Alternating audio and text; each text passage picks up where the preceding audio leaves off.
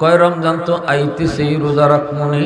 অন্য মাসে যদিও নফল রোজা রাখে, শাবানে রাখতে চায় না, কারণ রমজান তো আসতেছে, রোজা রাখার মাস। এজন্য এই মাসটাতে রোজা তারা রাখে না, গাফেল থাকে। আর যেই মাসটাতে, যেই সময়টাতে মানুষ গাফেল থাকে, ইবাদত থেকে মানুষ গাফেল থাকে, ওই সময়টাতে যে আল্লাহরে ইয়াদ করে, আল্লাহ তার উপর বেশি খুশি হয়। যেমন তাহাজ্জুদের টাইম, সারা মানুষ ঘুমন্ত, পাকপাকালি ঘুমন্ত, মানব দানব সবাই ঘুমন্ত। ওই অবস্থায় যেই মানুষটা শেষ সাথে আল্লাহর কদমে সিজদায় পড়ে, আল্লাহ তার উপর খুশি হয়। ওলির দফতরে আল্লাহ তার নাম উঠায়। তাহাজ্জুদের নামাজের দ্বারা মানুষ আল্লাহর ওলি হয়।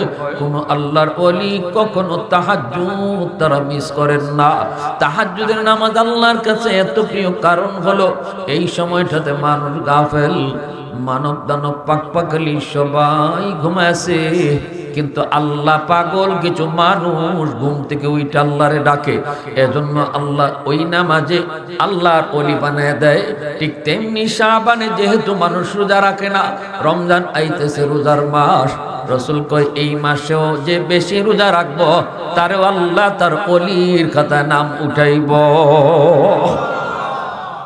2 নম্বর কারণ, রাসূল বলেন জানুনি,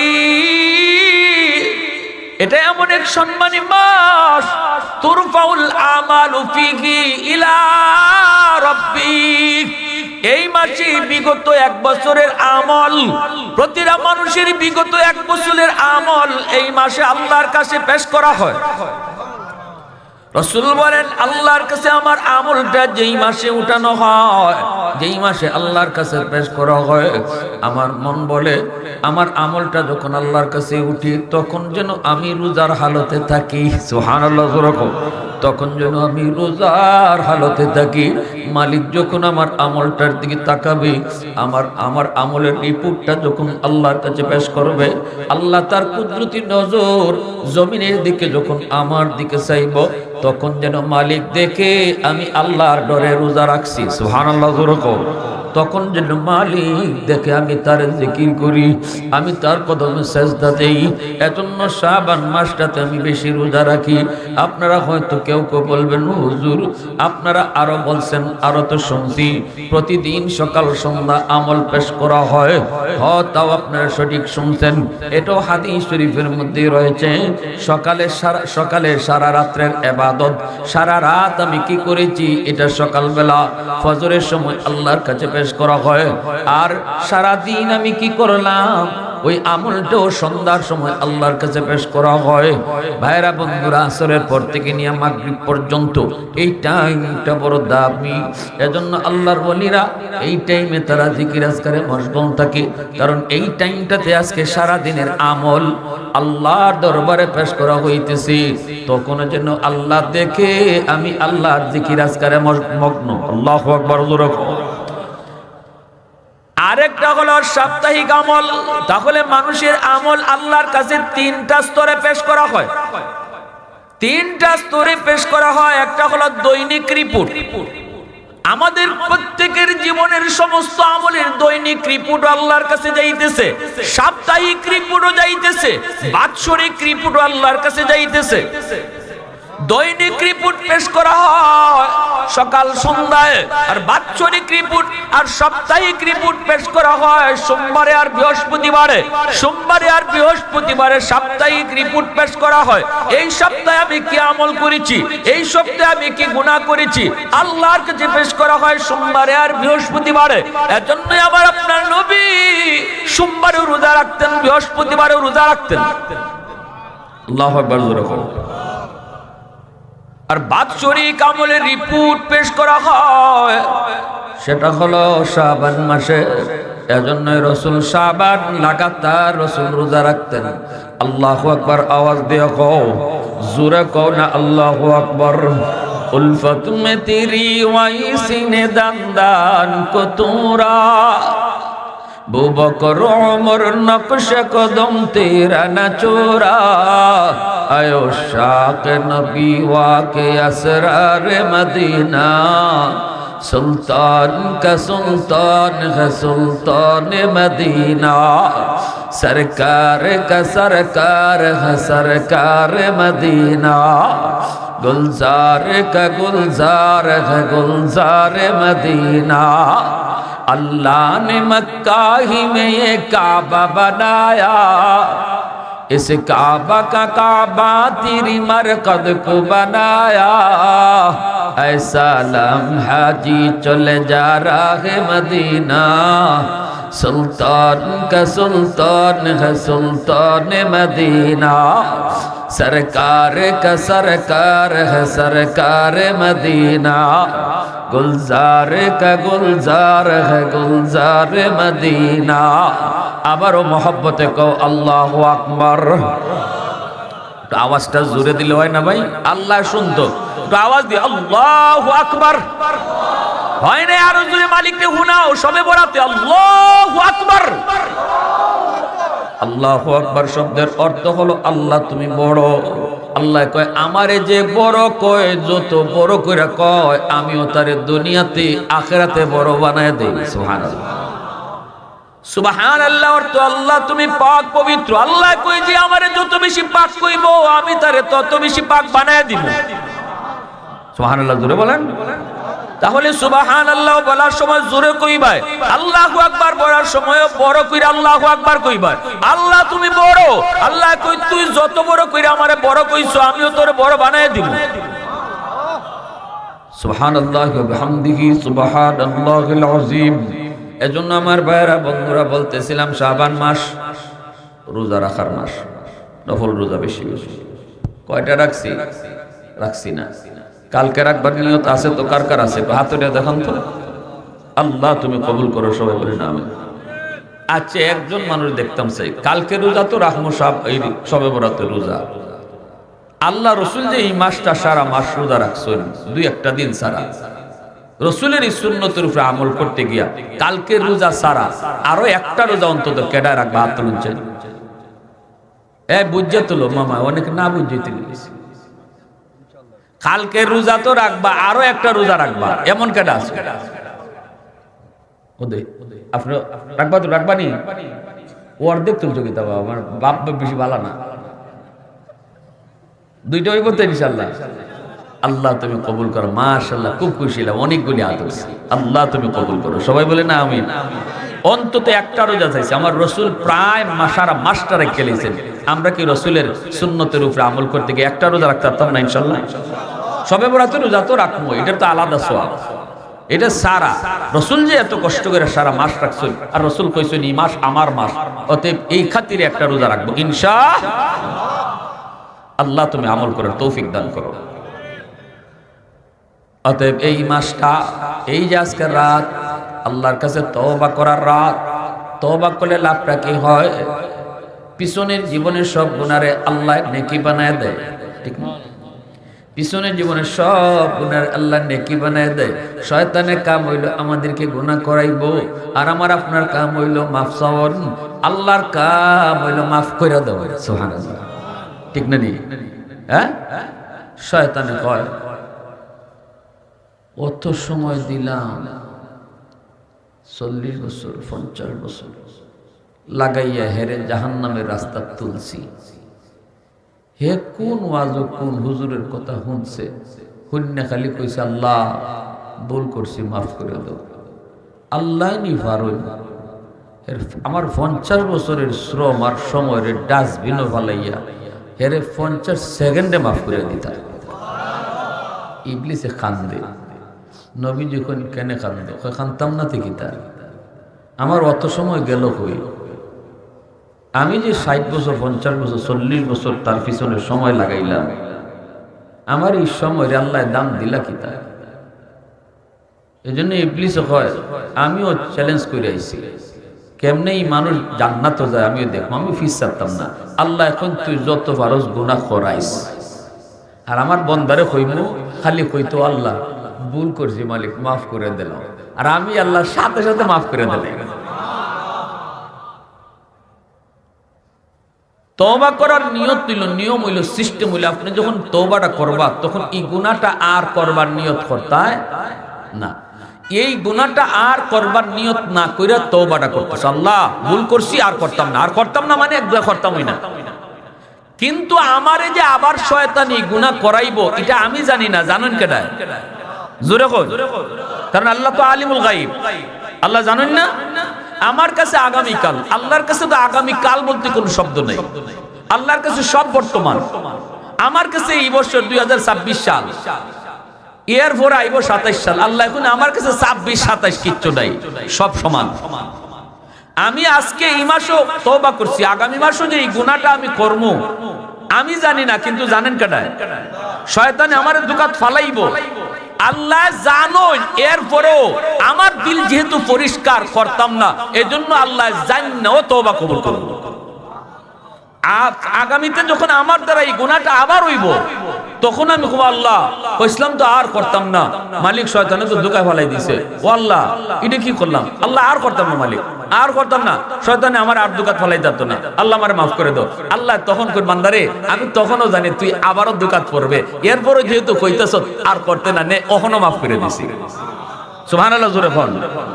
এরপরে আবার আপনি গুনাহটা করছেন, তখন আল্লাহর কাছে আবার চাপ দিলে কইতেছেন আল্লাহ এর লগে তো পারতাছি না গো মালিক, আর আমার দোকান ফলাই যেত না, আল্লাহ তুমি আমার মাফ করে দাও। তুমি দিল পরিষ্কার করে কইতেছো আর করতাই না, আল্লাহ এখন বান্দা আবারও জানি তোরে আবার দোকান ফলাইব, আল্লাহ এখন এখনো তোরে মাফ করে দিই।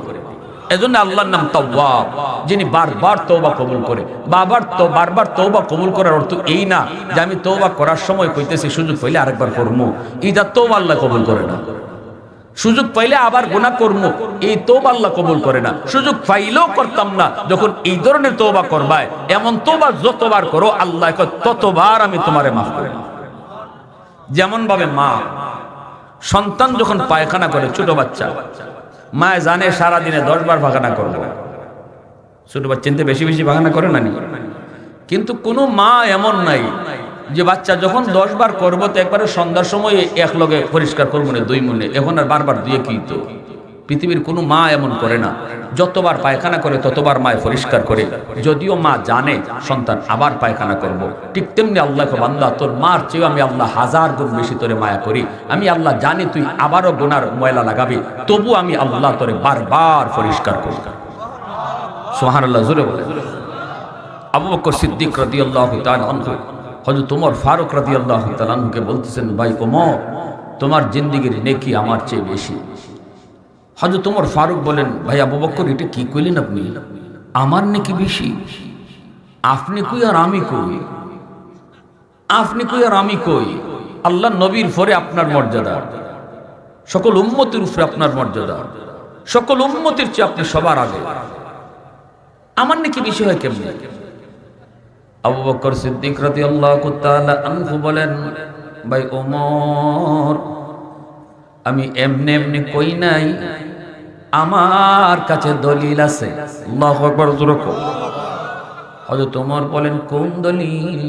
কয় দলিল হলো আল্লাহর কোরআনের আয়াত। কোন কি আপনি কোরআনের কোন আয়াতে আল্লাহ আমার নেকির কথা কইল? কয় তাহলে শুনো আয়াতটা কি? আয়াতটা হলো ইল্লা মান তাবা ওয়া আমানা ওয়া আমিলা আমালান সালিহা ফাউলাইকা ইউবাদদিলুল্লাহু সাইয়্যাতিহিম হাসানাত। আল্লাহ পাক রব্বুল আলামিন বলতেছেন, যে তওবা করব, ঈমান আনবো, নেক আমল করব, তওবার কারণে আল্লাহ পাক তার পিছনের গুনাহ যেই পরিমাণ ছিল এই পরিমাণ গুনাহকে আল্লাহ নেকি বানায়া দেন। এই আয়াত তুমি পড়ছনি? হযরত ওমর বলে, আমি তো এই আয়াত পড়ছি, কিন্তু এই আয়াতের ভিতরে আল্লাহ আমার নেকির কথা কইল। সিদ্দিক আকবর বলেন, ভাই ওমর এই আয়াতের ভিতরে আল্লাহ তোমার নেকি বেশি কথা কইলিছে। ওই কেমনে কেমনে? সিদ্দিক কয়, তাহলে বুঝায় দেই, ইসলাম গ্রহণ করার আগে, কালেমা পড়ার আগে তোমার গুনাহ আমার থেকে কম ছিল না বেশি ছিল? ওমর বলে, অবশ্যই আমার গুনাহ বেশি ছিল। সিদ্দিক বলেন, তোমার গুনাহ যে বেশি ছিল এটা তুমি যেমন স্বীকার করো আমিও স্বীকার করি। এইবার আসো, তওবার পরে ইসলাম গ্রহণ করছো, তওবা কইরা যখন আল্লাহ কয় তওবার পরে আগের গুনাহ যা ছিল এই পরিমাণ গুনারে যদি আল্লাহ নেকি বানায় দেয়, তাহলে আগে তোমার গুনাহ ছিল আমার চেয়ে বেশি, এখন তওবার পরে নেকিও তো হয়ে গেছে আমার চেয়ে বেশি।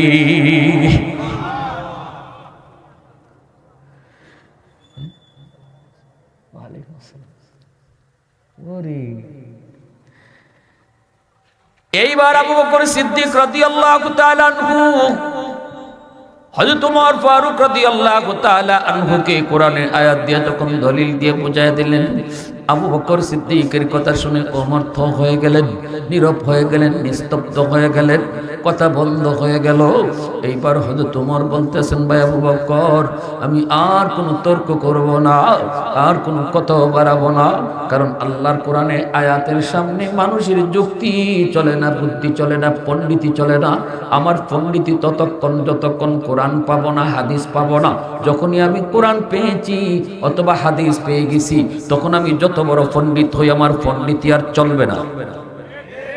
বলে জি হয় না, বুঝলাম না বলতে।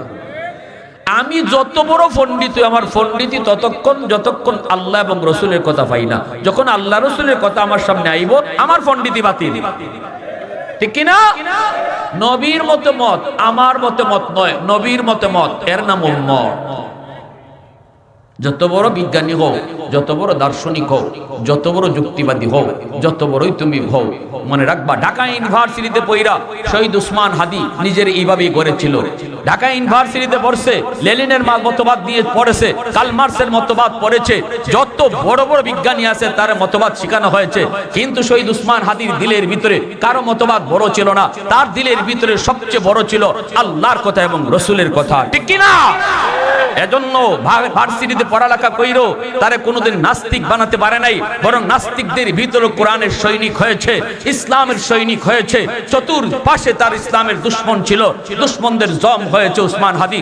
এজন্য আমি তোমাদেরকে বলবো, যুবক কলেজে পড়ো পড়ো, ভার্সিটিতে পড়ো পড়ো, ডাক্তার হও হও, ইঞ্জিনিয়ার হও হও। আমি বলি না সব মাদ্রাসায় ভর্তি হয়ে যাও, আমরা বলবো না সব মুফতি সাহেব হয়ে যাও। সব যদি মুফতি হয় ডাক্তার হবে কে? সব যদি হাফেজ হয় ইঞ্জিনিয়ার হবে কে? তুমি যেখানে আসো থাকো, যেখানে আসো তাই পড়ো, কিন্তু মনে রাখো তোমার মূল পরিচয় ডাক্তার নয়, তোমার মূল পরিচয় কলেজে পড়াও নয়, তোমার মূল পরিচয় তোমার ইঞ্জিনিয়ার হওয়া নয়, তোমার মূল পরিচয় হলো তুমি মুসলমানের সন্তান। কলেজে পড়লো মুসলমানের সাথে রাখো, ভার্সিটিতে গেল মুসলমানের সাথে রাখো। দিলের ভিতরে সবচেয়ে বেশি প্রেম যদি রাখো, সেই মানুষ হবে আমার রসুলের প্রেম, ঠিক কিনা? এই যদি তোমার দিলের ভিতরে তামান্না থাকে, এইভাবে যদি গড়তে পারো, তোমার পথই হবে শহীদ উসমান হাদির পথ।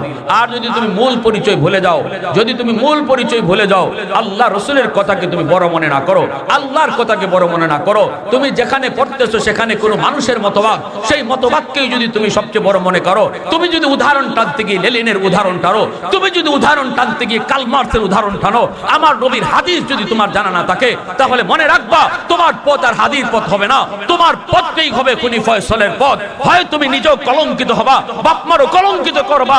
হাদির পথ যদি হয় তোমার পথ, নিজেও অলঙ্কিত হবা, বাপ মারও অলঙ্কিত করবা।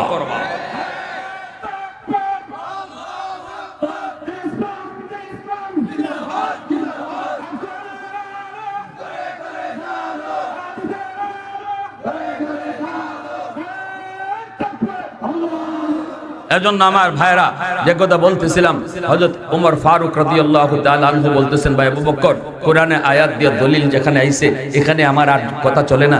তবে যেহেতু আপনি বলতেছেন আপনার নেকি কম আর আমার নেকি বেশি হয়ে গেছে গিয়া, তাইলে আমি একটা প্রস্তাব দিই আপনি। আবু বকর সিদ্দিক বলেন, কি প্রস্তাব? হযরত ওমর বলেন, প্রস্তাবটা হলো আমার জীবনের নেকি সব নেকি আপনি লইয়া যান, আর আপনার জীবনের নেকি আমারে দেন। সিদ্দিক আকবর তখন নীরব। হযরত ওমর বলেন, ভাই আবু বকর, গোটা জিন্দেগির নেকি লাগবে না, তুমি আবু বকর তোমার জীবনের শুধু এক রাইতের নেকি আমারে দিবানি। আল্লাহু আকবার। এক রাইতের নেকি আমারে দিবানি, আমি ওমর আমার গোটা জিন্দেগির নেকি তোমারে দিয়া দিমু। সিদ্দিক আকবর বলেন, উমর এটা কোন রাত, কোন রাত? তখনই হযরত উমর বলতেছেন, সেই রাতটা হলো আমার মায়ার নবীর সাথে তুমি যেই রাতে মক্কা থেকে মদিনায় হিজরত করেছো, যে রাতের অপেক্ষায় তুমি 40টা রাত তুমি ঘুমাও নাই, বিছানায় তুমি পিঠ লাগাও নাই। রসুল গভীর রাতে এসে দরজার সামনে ডাক দিয়েছেন, আবু বকর, সাথে সাথে তুমি দরজা খুলে দিয়েছ। রসুল জিজ্ঞেস করেছিলেন, আবু বকর, মক্কার মানব দানব সব মানুষ ঘুমায় রয়েছি, পাক পাখালিরাও ঘুমায় রয়েছি, এত গভীর রাতে এত আস্তে করে ডাক দিলাম, সাথে সাথে তুমি দরজা কেমনি খুলছ? তুমি কি ঘুমাও নাই? সেদিন তুমি বলেছিলে নবী গো, 40 দিন আগে আপনি ইশারা দিয়ে কইছিলেন, আবু বকর রেডি থাইকো, কোনো এক রাতে তোমাকে নিয়ে হিজরত করব। নবী গো, খোদার কসম, ওই দিন থেকে আমি আবু বকর আজও পর্যন্ত কোনো রাতে বিছানায় পিঠ লাগাই না। ভাই আবু বকর, ওই রাতের নেকি আমি চাই যে রাতে মায়ের নবীকে নিয়ে তুমি গারে সুরে উঠবা। এত উঁচা পাহাড়, পাহাড়ের উপরে হলো সেই গুহা, সেই পাহাড়ে উঠার সময় তুমি আমার মায়ের নবীরে পাহাড় বাইয়া কষ্ট দাও নাই। মায়ের নবীরে তুমি কইছো, নবী গো, এই পাহাড় বাইয়া বাইয়া উঠতে আপনার বড় কষ্ট হবে গো নবী, আপনি আমার পিঠে উঠেন। রসুলকে তুমি তোমার পিঠে তুলছ, সেই পাহাড় বাইয়া বাইয়া তুমি গুহায় গিয়ে পড়ছ। ও ভাই আবু বকর, আমার ওই রাতের নেকিটা দিবানি, শুধু ওই রাতের নেকিটা আমারে দিবানি, আমি ওমর আমার গোটা জিন্দেগির নেকি তোমাকে দিয়া দিব। গুহার মুখে যায় রসুলকে ঢুকতে দাও নাই, বলছো রসুল নবী গো, আপনি এখানে একটু দাঁড়ান, আমি গুহাটা একটু পরীক্ষা করে দেখি কোনো হিংস্র জীব জানোয়ার আছে কিনা। সবগুলি গর্তের মুখ পাগড়ি দিয়ে সিরে সিরে তুমি বন্ধ করেছো, একটা গর্তের মুখ বন্ধ করতে পারো নাই, কাপড় ছিল না, পা দিয়ে আটকায় রাখছো। এরপরে মায়ের নবীর কুলে ঘুম পাড়ায় দিছো, দু জাহানের বাদশা তোমার কুলে ঘুমাইতেছেন, অথচ ঘুমের প্রয়োজনটা ছিল তোমার বেশি।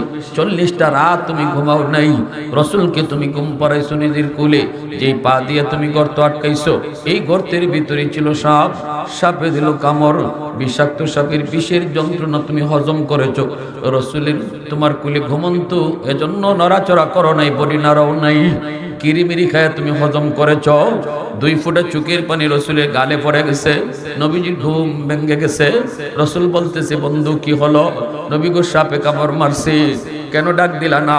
ওই নবী গো, ডাক দিম দূরের কথা, বডিটাও তো নাড়াই নাই, কারণ আপনি আমার কোলে ঘুমাইতেছেন, বিষের যন্ত্রণা কিরিমিরি খায়া হজম করেছি। আল্লাহ নবী একটু লব লাগায় দিয়েছেন, সাপের বিষ আল্লাহ পানি করে দিছে। রসুলের লবের মধ্যে কি হাই অ্যান্টিবায়োটিক আল্লাহ রেখেছেন, সাথে সাথে বিষাক্ত সাপের বিষ পানি হয়ে গেছে। রসুল সাপরে ডাক দিয়েছেন, সাপরে ক, আমার আবু বকরকে তুই কেন কামড় দিছ? আল্লাহর পক্ষ থেকে সাপের জবান খুলে গেছে। সাপে ডাক দিয়া কো, নবী গো, এই জায়গা আমার বাসস্থান না, আমি থাকতাম ওই যে খেজুর বাগানে, ওখানে থাকার সময় 2 জন তাওরাত কিতাবের পণ্ডিত আমার পাশ দিয়া যায়, একজন আরেকজন রেখে দুস্থ, ও যে দেখো গুহা দেখা যায়, এই গুহাটাই হলো গারে সুর, এখানে আখেরি নবী হিজরতের রাতে অবস্থান করবেন। ইয়া রাসূলুল্লাহ, আমি তাদের কথাটা শুনে ফেলেছি গো নবী, ওই দিন থেকে আমি সাপ সিদ্ধান্ত নিয়েছি, আমি আমার মায়ার নবীর দেখাই লাগবে, যদি রসুলকে দেখতে হয় এই বাগানে আর থাকা যাবে না। আমি সিদ্ধান্ত পাল্টায় সেই গুহায় গেছি, এখানেই থাকতেছি শুধু এক নজর আপনারা দেখার জন্য, বেশি দূরে যায় না কোনো বিখাদ্যের জন্য, কখন আপনি আসেন কখন চলে যান। আজকে দীর্ঘদিনে আমার মনের আশা পূরণ হতে চলেছে, কিন্তু আপনার বন্ধুর পার কারণে বের হতে পারি না, এজন্য বাধ্য হয়ে কামড়টা দিয়েছি। নবী গো, মাপ চাই। হযরত ওমর কান্দের কই, আবু বকর, ওই একটা রাতের নেকি যদি আমাকে দাও, আমি ওমর আমার গোটা জিন্দেগির নেকি তোমাকে দিয়ে দিব। সিদ্দিক আকবর তখন কয়, ওমর, আমি তো জানি না এই রাতে আমার কি নেকি হইছে, চলো দুজন রসুলের কাছে যাই, যায়াকে বুঝি আমি হিজরতের রাতে কি পরিমাণ নেকি হইছে। নবীজিকে জিজ্ঞেস করলেন। আল্লাহ নবী তখন বলতেছেন, ও আবু বকর, তোমার ওই এক রাতের নেকি যদি এক পাল্লায় রাখা হয়, গোটা উম্মতের নেকি যদি এক পাল্লায় রাখা হয়, তবু তোমার ওই এক রাতের নেকির পাল্লা ভারী হবে।